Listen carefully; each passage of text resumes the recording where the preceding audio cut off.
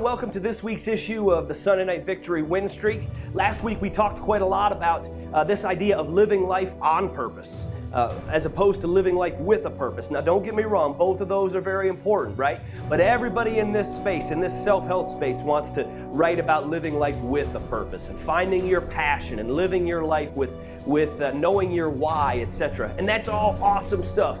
But the number one thing you got to learn is to live your life on purpose, right? If you're looking back at the end of a day and feeling like it was out of control, right? You're not sure what happened all day. You're looking back at the end of a week or of a month and you're saying, man, time is just flying by and I'm feeling out of control. You got a problem, right? And the problem is that you are not living deliberately. Life is happening to you instead of you happening to your life.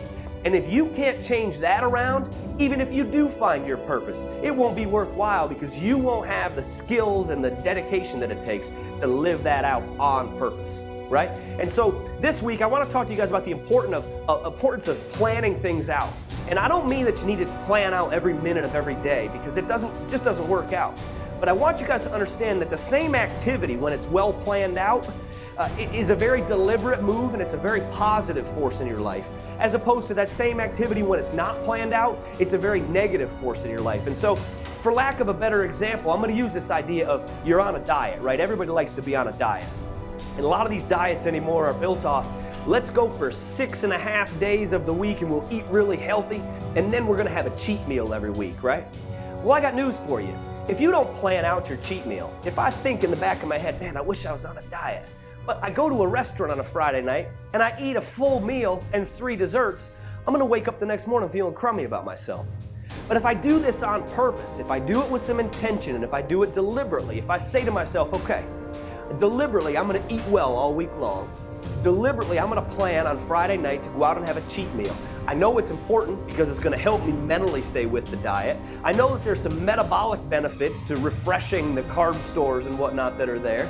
And so very deliberately, I'm going to eat this cheat meal, and then the next morning I'm going to get back on my grind.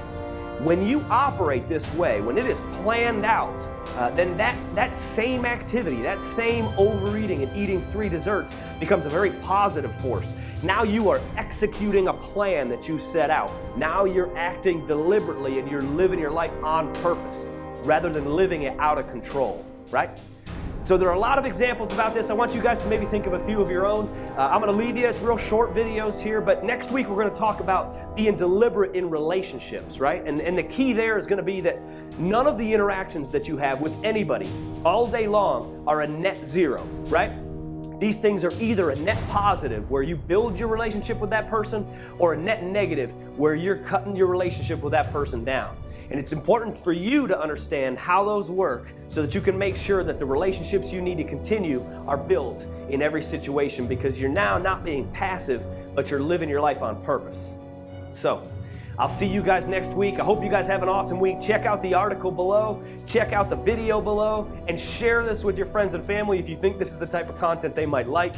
Otherwise, I'll see you next week.